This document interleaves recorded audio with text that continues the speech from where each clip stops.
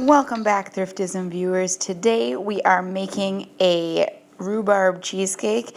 Might not be the prettiest dessert, but it is sure delicious.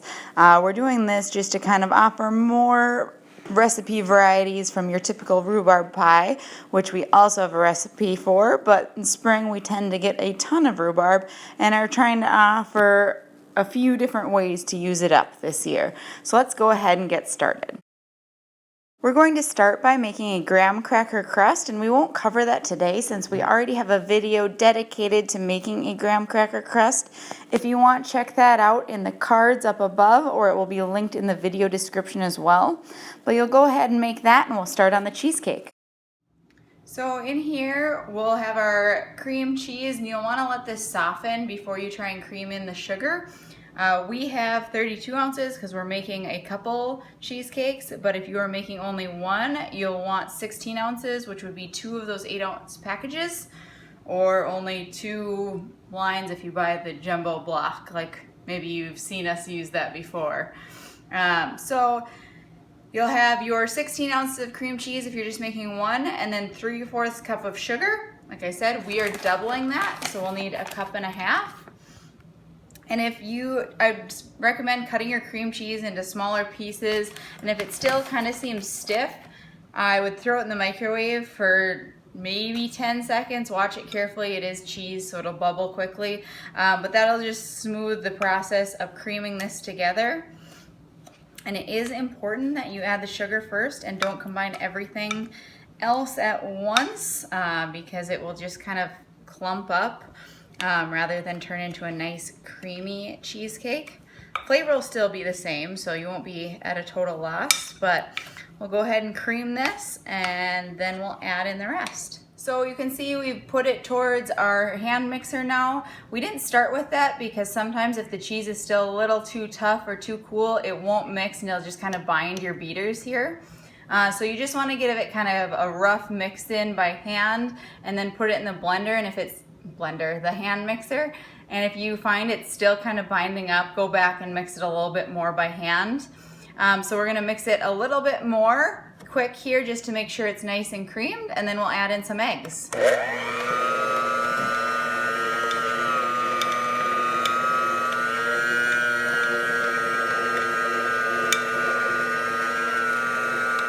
Alright, you can see we have a real smooth blend on this. We just creamed it until it's almost like liquidy looking. And you want it nice and smooth so that you don't have any of those chunks. You have the classic creamy cheesecake. So once we have that, we are doing a baked cheesecake. So we're going to go ahead and add 3 eggs if you're making a single cheesecake, or 6 if you're making a double. Hopefully I don't get any shells in here. I'm really good at doing that. Once you have your eggs in there, we're going to go ahead and add vanilla, and if you're using real vanilla, you can get away with 1 teaspoon. We're using imitation, so we're actually going to use 3 teaspoons of this, which is a tablespoon. And since we're doubling it, we're going to go ahead and put 2. Also, we love vanilla, so it doesn't seem like you can get too much. And then once we do that, we're going to go ahead and turn this on the lowest speed, even though it's fast here, and blend this all in.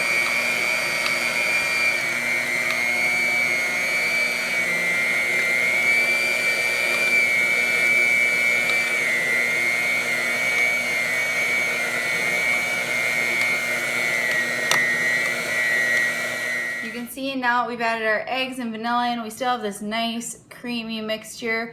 One thing you'll want to note is you don't want to mix this on a high speed. You want it basically as low as your hand mixer will go. And that's because we don't want to turn this into a meringue. If you start whipping egg whites, they will fluff up and you can overbeat them. So we basically just want to mix it in and have a nice smooth mixture that'll pour out of here. So once we have that, we'll come over to our graham cracker crust, which if you saw mentioned earlier, we have a video on just how to make those. So we've briefly cooked these and have let them cool so that we don't curdle anything in our cheesecake mixture. So then we'll take our bowl and we're just going to try to evenly divide this among the 2, or if you only have 1, you'll just pour it all in one. In the meantime, you will want your oven at 400 degrees. We'll put these in there for approximately 35 or 40 minutes, but you'll just want to make sure the cheesecakes have set in the center and the edges might start to slightly brown or turn golden. And then you'll know it's done. So we'll just get these in here and then throw them in the oven, and then we'll start working on our topping.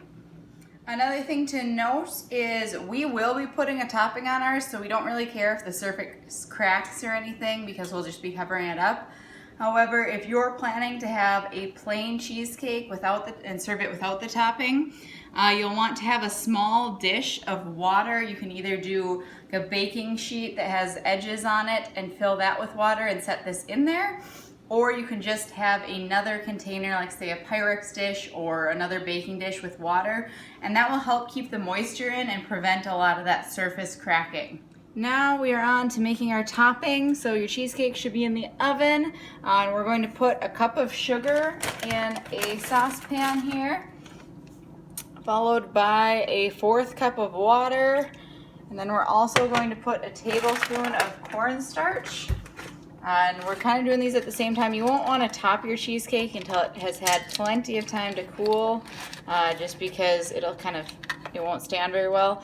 But we're doing a tablespoon of cornstarch to kind of help this topping thicken so you get the more gel-like topping. You could also do something with gelatin if you preferred. But we're going to go ahead and stir this really well and get all of the sugar and the cornstarch to dissolve. And once we've done that, we will add rhubarb, and you will be adding 3 cups of rhubarb. You'll measure this either frozen or fresh. If you have frozen it, don't wait for it to thaw because you'll actually end up with a lot of rhubarb in there, which will turn out fine too if you want. But to get more accurate and not overdo it on the topping, 3 cups fresh or frozen. You'll want to bring this to a boil. You can see some of that cornstarch is a little bit stubborn going in there. But we'll turn our on, and then we're adding rhubarb, so we'll add 3 cups of rhubarb. And then we're going to bring this to a boil, and once it's boiled, we'll just let it simmer until it thickens up a little bit. Which is, 5 or 10 minutes, and then you'll want to let it cool for 30 to 40 minutes before you put it on your cheesecake. And your cheesecake should also cool for about 45 minutes before you top it.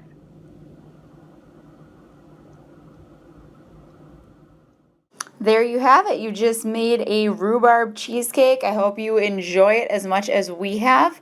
If you are looking for a printable recipe, be sure to head over to the blog, which is also linked and in the cards, and there will be a printable recipe there. If you have good ideas of how to use rhubarb, we'd love to hear them. Share them in the comments or message us below. If you liked this, be sure to leave a thumbs up and subscribe, and thank you for joining us.